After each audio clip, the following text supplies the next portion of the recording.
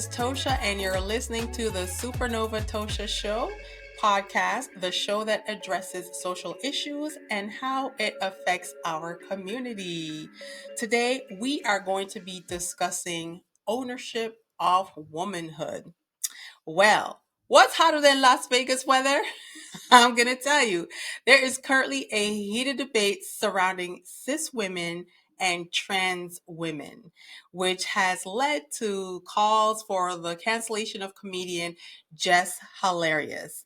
This controversy arose when Jess Hilarious responded to a trans woman who states that while women experience womanhood, they do not exclusively own it.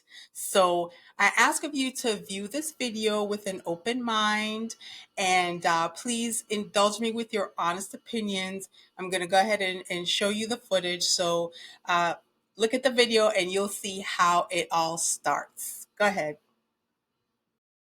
I mean, when the transphobia just comes out, the audacity and just the arrogance for cis women to believe that they own periods, that they own womanhood.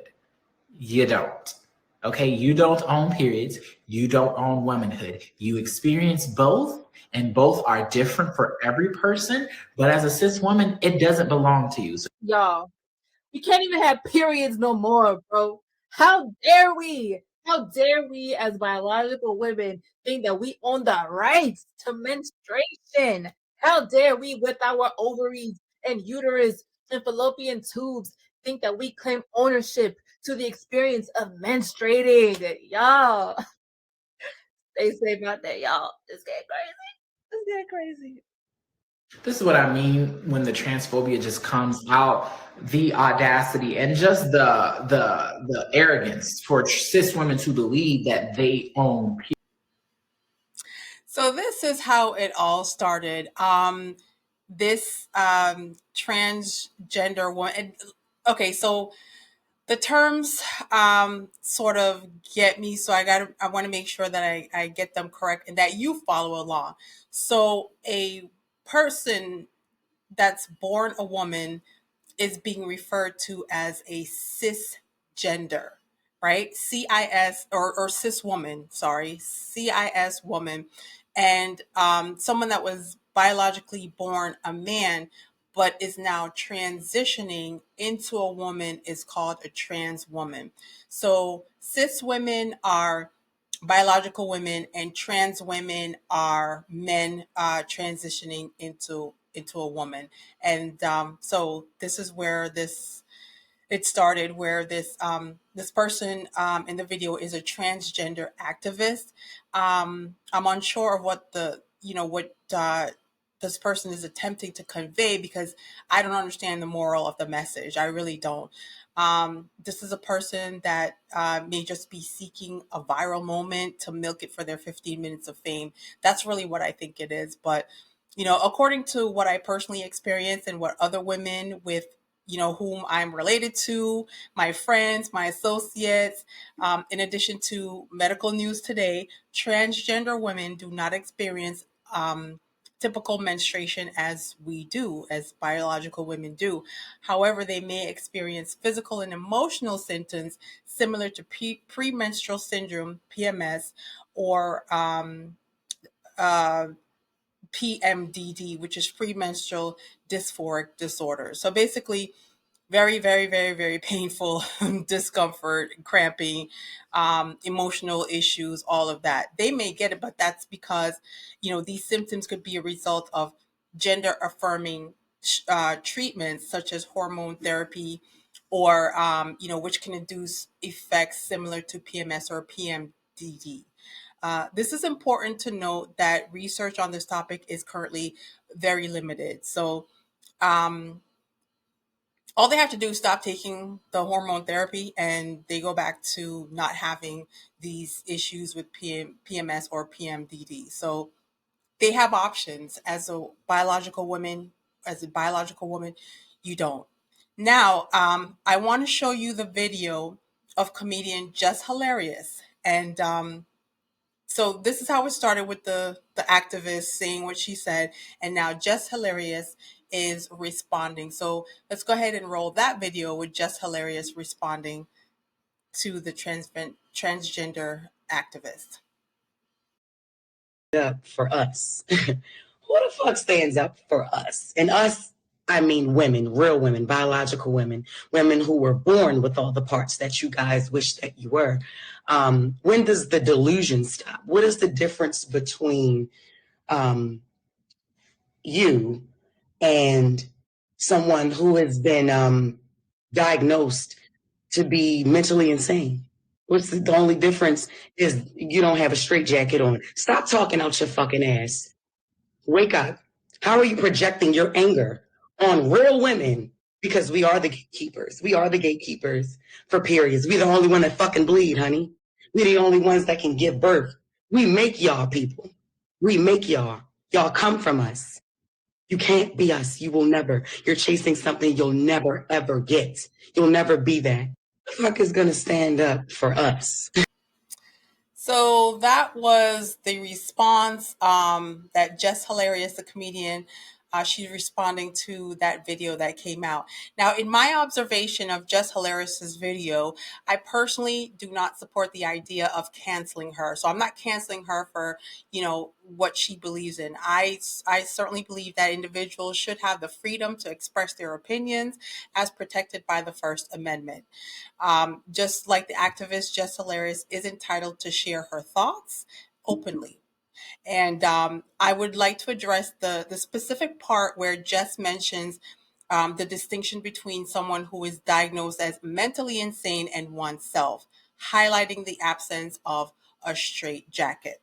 Well, in my perspective, the individual is highlighting the presence of undiagnosed mental health conditions such as body dysmorphia and body dysphoria among transgender individuals. Now, amongst transgender individuals, they have something also that's called gender dysphoria, refers to the internal conflict or psychological distress experienced by individuals who identify with a gender different from their assigned biological gender at birth. There is a manual of mental disorder that suggests that gender dysphoria itself is not a mental illness or disorder, yet it goes to list symptoms of gender dysphoria. The symptoms of gender dysphoria can include anxiety arising from a profound dissatisfaction with one's body, a strong desire to alter or remove primary sex characteristics, and other manifestations such as sadness, low self esteem, a desire to modify secondary sex characteristics. And I'll repeat, it is crucial to understand that gender dysphoria is not a mental illness or disorder. Now, after reading what I read, with all the symptoms and everything that goes along with it, it sounds very much mental disorder ish. I'm just saying. Now, another person joined in and went after Just Hilarious. This person is T.S. Madison, a commentator, trans woman, and transgender activist. T.S. is saying that Just made a blanket statement suggesting that all transgender people need to be in a straitjacket, and argues that many cisgender women who are mistaken for transgender women, that's where their anger stems from. And the reason why she made that statement is also because there was someone that sent a message to Just Hilarious that thought that Jess was a transgender woman, and she's not. She's a biological woman. But T.S. Madison suggests that women that are often mistaken for transgender get angry over this. That's her opinion, and she's entitled to her opinion. They believe that the anger is displaced and suggest removing the label of cisgender and transgender and simply using the term woman. However, the issue with this argument is that the biological women are born with two X chromosomes, one from the mother, one from the father, while males are born with an X chromosome and a Y chromosome. The ability to alter one's appearance through procedures such as laser hair removal, breast augmentation, genital reconstruction, or genital reassignment, hormone therapy, and wearing feminine clothing does not change one does not change one's biological sex. While someone may look like a woman and emulate feminine characteristics, it does not make you a biological woman. It does make you a woman. You are a trans woman, and you should be known as such. There are experiences that are very, very unique to biological women, such as undergoing pap smears, cervical biopsies, transvaginal ultrasounds, and dealing with menstrual cycles, body changes that are specific to biological women, cervical cysts, fibroids, fibromyalgia, endometriosis, and the challenges of pregnancy and childbirth. Additionally, there are hormonal changes, body changes, and potential complications such as ectopic pregnancies, stillbirth, miscarriages, and C-section. If you haven't if you haven't dealt with any of these, then I know you can say that putting on wigs and nails and everything and changing your body parts makes you a woman, but these things are what biological women deal with. And you're never going to experience. One thing I have to say is as a biological woman, and I don't know if any of y'all have ever had this, but the experience of every month on the calendar tracking your cycle on the calendar so you know exactly when your cycle is coming, and then you plan that girl's day out or that brunch date or whatever it is, and you're fully dressed in all white or all pink or whatever, you're wearing your best and looking your very best, and then all of a sudden you feel something moist, and next thing you know, your cycle has started early, and you either messed up your clothing, messed up your car, or whatever it is. It's a horrific experience, and I'm sure every woman has experienced something um, to that effect. It is a horrific feeling. There's just some things that are unique to women that if you haven't experienced it, you cannot relate. So you know I just want to get into also when it says to menopause and having to deal with night sweats and hot flashes, vaginal dryness, atrophy, insomnia, mood changes, loss of libido, and low energy. These are all experiences specific to biological women. There's a lot of experiences that a transgender woman will never be able to go through. So we do own our periods, and we do own our womanhood. We do own it. When you go through these experiences, it's something that you own. Now, throughout history, biological women have faced discrimination and had to fight for their rights and represented in various fields. Biological women have made significant contributions as leaders in Congress, executives, CEOs, business owners, lawyers, judges, physicians, um, astronauts, engineers, and even the vice president of the United States. All of that, we had to fight for the rights just to be in the positions where we are now. It is important to acknowledge that biological women have played a crucial role in the creation of life on Earth. And as we are the ones who carry and give birth to children, this is something that a transgender woman cannot experience. And it's not fair for transgender women to direct their anger and resentment towards biological women, as we did not create this world, but we were given it. And as the late great rapper and Tupac, he has a song that's called "Keep Your Head Up," and the line that I love the best is when he says, you know, um, and since we all came from a woman, got our name from a woman, got our game from a woman. I wonder why we take from our women, why we rape our women. Do we hate our women? I think it's time to kill for our women, time to heal our women, to be real to our women. And if we don't, we'll have a race of babies that will hate the ladies that make the babies. It's a rap song to some, but to most, especially the ones who know that Tupac was a legacy of the Black Panthers, To me, this is prophecy, as we are now encountering the race of babies who hate the ladies. Now, there was a divide and conquer, right? The Willie Lynch syndrome, divide and conquer. That's the strategy. The strategy, I can't say that word. Well, I'm not canceling Just Hilarious. Her delivery, you may not like her delivery. You may not like how she said what she said, but she stands firm in her convictions, and it is important to respect and value biological women. We all came from women, and we owe them our existence. That's it. Transgender women should not seek to take everything from biological women.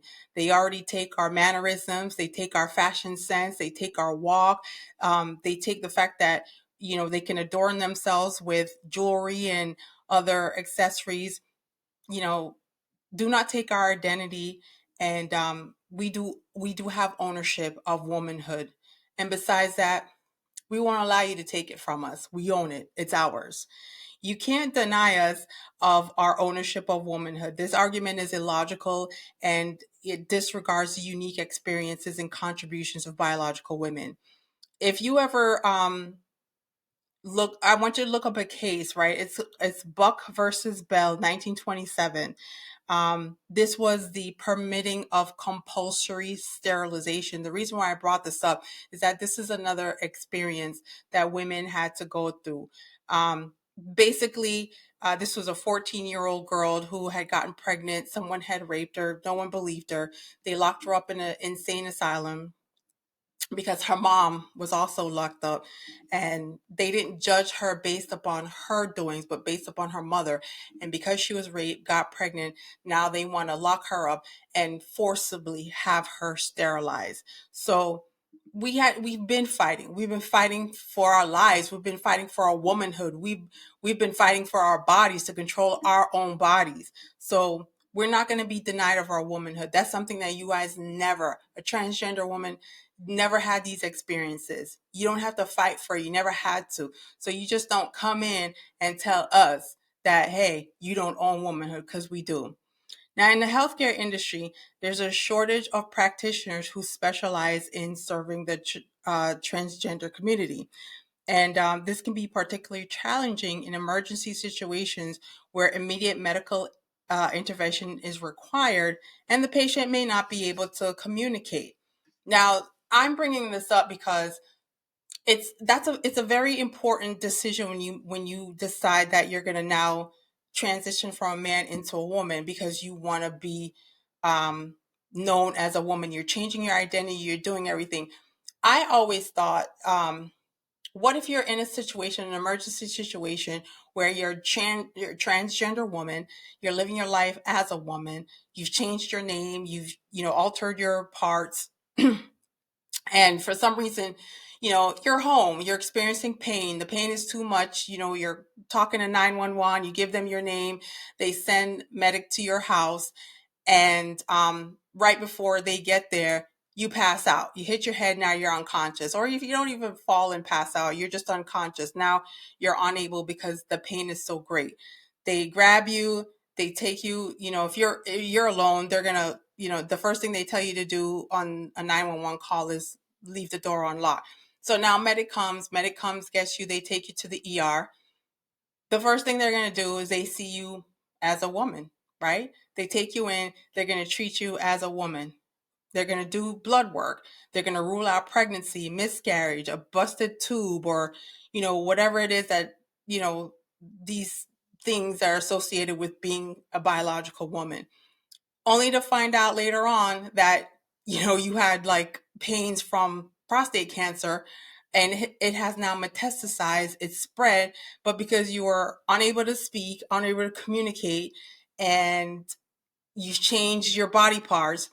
And I can just see like a huge complication and confusion going. And that's just one of the situations, but they really do have a lack of healthcare workers to treat transgenders. So um not dictating to you how to live your life, but if this is something that you want to do, you definitely want to think it through and think of all the pros and the cons before you start altering yourself.